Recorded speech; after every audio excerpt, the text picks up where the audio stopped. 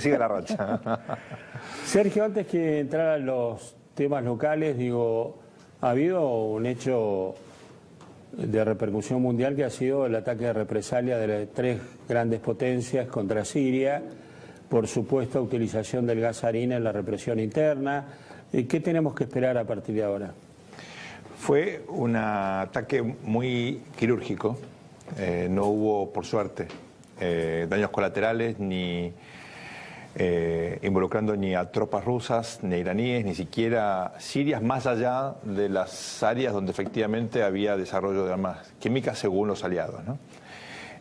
Por supuesto hay dudas respecto a la información y hay una cuestión reputacional porque Estados Unidos mintió cuando fue la invasión a Irak. También es cierto que hubo antecedentes de uso de armas químicas por parte de Bashar al-Assad en esta guerra que ya lleva 8 años. Ambas cosas son ciertas.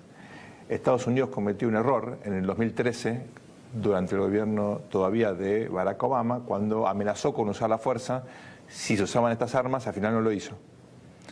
En este caso, un poco por esa experiencia que le quitó influencia a Estados Unidos, en este caso hubo una represalia.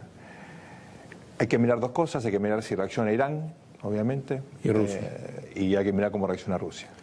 El otro tema internacional, perdóname Carlitos, no, por Dios. Lo nuestro tiene que ver con la Cumbre de las Américas. El presidente ya está volviendo de Lima, Perú. Tema Venezuela, hay 16 países que van a desconocer el resultado de las elecciones en Venezuela. Eso es muy importante. Y Maduro dijo que eran peleles del imperialismo. Bueno, creo que es importante la declaración por el contenido, más allá de que efectivamente Estados Unidos lideró esta coalición para aislar a Maduro. Maduro encabeza lamentablemente un régimen autoritario de hace mucho tiempo, muy ligado al narcotráfico. Es un problema de seguridad, pero básicamente, y yo quiero enfatizar esto, es un problema humanitario. Porque están saliendo miles de venezolanos en un éxodo que no tiene precedente. Sí, están llegando en Colombia principalmente, acá también, ¿no? En Colombia, yo el otro día te cuento en algo que fui a una farmacia a la cual acostumbro a ir en el centro, y había un señor y una señora con una enorme lista, y después el farmacéutico, que es amigo, no son venezolanos que vienen a buscar remedios a la Argentina. Lógico. Nos faltan cuestiones básicas. Es un éxodo, insisto, no tiene precedentes. Para esta cuestión humanitaria, América Latina, a pesar de la retórica integracionista, no tiene respuesta. Es una vergüenza. Es una cuestión de seguridad en la frontera con Colombia y con Brasil, pero fundamentalmente acá hay una impotencia de una región que ve como un país como Venezuela, y lo digo esto humanamente, ¿no? Se está cayendo a pedazos. Hay una cuestión estratégica también que explica por qué Estados Unidos se pone tan firme, y es que la influencia de Rusia, de China en Venezuela se incrementa. Claro, se incrementa políticamente y monetariamente. Y económicamente, con recursos energéticos, mineros, que están siendo de alguna manera controlados por gente que pone plata y se quiere llevar algo, obviamente, ¿no? Entonces, no es solamente una cuestión que tiene que ver con estas elecciones que se van a realizar en Venezuela. Ahora, esta cumbre originalmente, Charlie, tenía como título Gobernabilidad democrática frente a la corrupción. Un tema que pasó completamente desapercibido. Entre otras cosas porque los líderes que convocan esta cumbre, en su gran mayoría, están sospechados. Exactamente. O son herederos de gente que ya está condenada. Claro, como el caso, por ejemplo, del anfitrión. Exactamente, el presidente peruano. de Perú.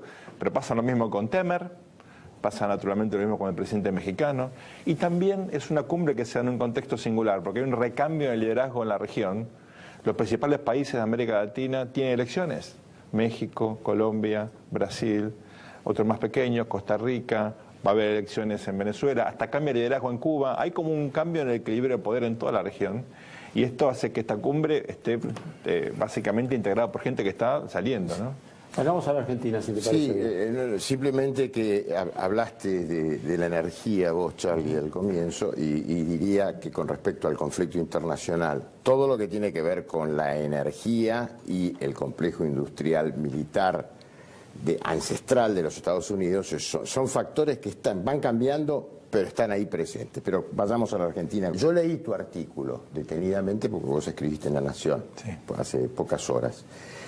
Mi pregunta sería,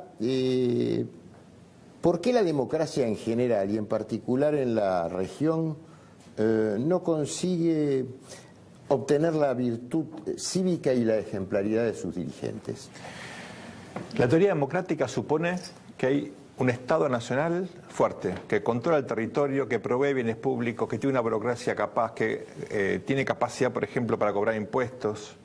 Ese supuesto en América Latina no se da en ningún lado. Tenemos democracias competitivas, no en todos los países lamentablemente, pero en la mayoría de ellos, pero no tenemos estados capaces. Pero que compras el discurso de que todo lo que ha sido a lo largo de la historia de los últimos 60 años, por decir una fecha, es populismo y como que el populismo explica todo. No, porque aparte se mezclan cosas. Sí. Yo quiero ser más prudente acá, porque tenés estados débiles con populismo y sin populismo. Pero el Estado es incapaz de dar seguridad ciudadana, acceso a la justicia adecuado, posibilidad de desarrollo equitativo y sustentable, buena educación, buena salud, los bienes públicos esenciales. Tenemos estados grandes, medianos o pequeños en América Latina, pero ninguno cumple con ese requisito. O sea, gastas mucho, gastas poco, pero el Estado no está. Tenés situaciones críticas como en México, donde el narco ocupa, lamentablemente, estados enteros, sobre todo en el Golfo. Y hasta hace poco Colombia. Bueno, Colombia hasta hace poco. Ahora es un narcoestado Venezuela. Tenemos nosotros problemas con el narcotráfico. En Ecuador, esta semana vimos la tragedia de 3 periodistas. El asesinato de 3 periodistas. Asesinados por la narcoguerrilla. Encadenados al cuello y con candados. Bueno, entonces, eso es un fracaso del Estado que hacen que la gobernabilidad democrática sea endeble, frágil por definición. En el artículo yo argumento, y yo sé que es polémico, que la corrupción, lejos de ser una cuestión temporal o puntual, una manzana podrida, en realidad forma parte de los mecanismos típicos de la gobernabilidad democrática en América Latina. No es algo exógeno, es endógeno. En otros lugares también, sí, Sergio, por eso que Bobbio llama el secreto, el subsuelo. Bueno, Italia fue nuestro modelo, España también. Justamente ese el financiamiento de la política entendida mal, porque me parece que hay que entenderla de otra manera. Cosa que este gobierno sobre reforma política no ha hecho absolutamente nada. Ha hecho sobre intentos sobre... Sí, sobre reforma electoral, pero de reforma electoral, no de reforma política. Y yo creo que lo que hace Tenés razón, tampoco la reforma electoral fue una prioridad porque ni bien hubo un freno parcial en el Congreso, el gobierno sacó esto como prioridad. Ahora, hablando de la Argentina, ¿cómo estás viendo este momento de la Argentina? Digo, yo planteé, hay una preocupación, me parece, social por el tema de la inflación, por el tema del futuro de la economía, pero ¿cómo lo estás viendo vos? Yo creo que es una Argentina con muchísimas paradojas, porque el gobierno tiene, como vos marcaste en tu introducción, Charlie, que fue muy completa, una cantidad enorme de desafíos, problemas, crisis, conflictos, pero sin embargo, hasta ahora, la oposición no ha logrado ni capitalizar ese desgaste, ni representar sectores de la sociedad que buscan una voz distinta, creíble, nítida, como para efectivamente canalizar demandas que son insatisfechas. Y ambas cosas van de la mano.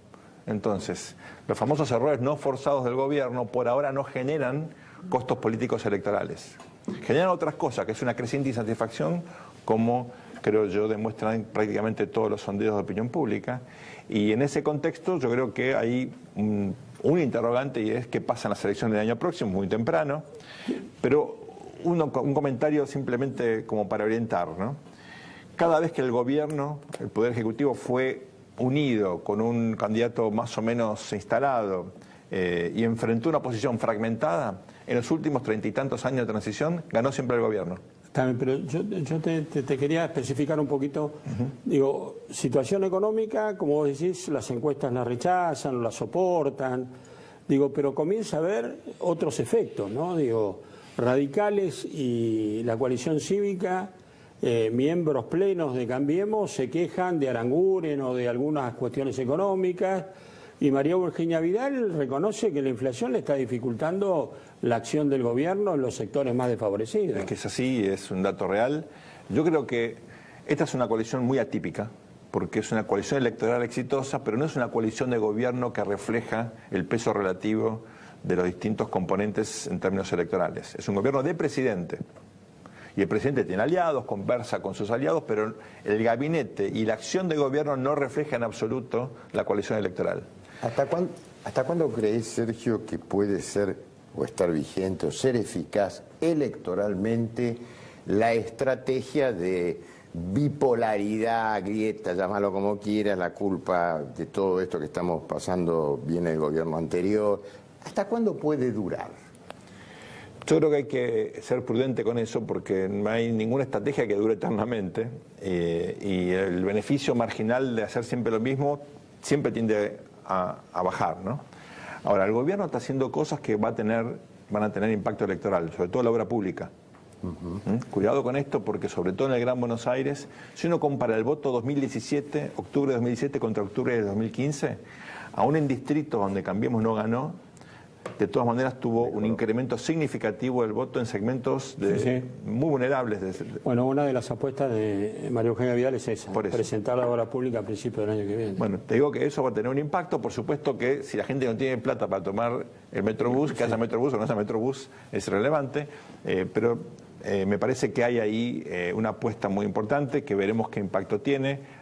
La obra pública, la seguridad, y una acción bastante importante a nivel de presencia del Estado en barrios marginales son elementos que electoralmente, por lo menos en la provincia de Buenos Aires, van a hacer la diferencia. Amigo. La inflación, quiero retomarla. Hay muchas miradas, y después está Marco Labaña también. Digo que me parece que la inflación no es solamente los grados de fiebre. Me parece que la inflación es también una redistribución muchas veces inequitativa de la riqueza. Mira, hay una mirada económica de la inflación que me supera, y acá está Marco, pero hay una mirada política de la inflación. La inflación es un problema político. Bien. Déjame ponerlo de una manera un poco brutal. Sí, sí. Con política cualquiera con plata cualquiera hace política. La pregunta cómo hacer política sin plata. ¿Por qué digo esto? Porque el gobierno eligió un camino gradual, que uno a esta altura ya sabe que es una especie de religión para el gobierno, hay que admitirlo, pero ese gradualismo implica efectivamente postergar ajustes en el gasto público que para algunos economistas eran esenciales, me supera, no es mi métier, pero claramente, si vos tenés plata para los gobernadores, tenés plata para los intendentes, tenés plata para los sindicalistas, bueno, es más fácil navegar estos primeros 2 años y pico de gobierno sin tener ningún problema de gobernabilidad, que fue lo que ocurrió. Antes, cuando asumía Macri, muchos me preguntaban, ¿cómo hace este gobierno? Y yo decía, bueno, económicamente tiene un buen equipo, el presidente entiende, tiene esa prioridad, me parece que va a ir bien. Políticamente vamos a ver, porque hay gente... Todo al revés. Todo al revés. ¿Por qué? Bueno, porque las prioridades económicas pasaron en segundo plano para priorizar la política. Y la política este gobierno la quiere hacer con recursos, con obra pública, con plata para uno, plata para otro.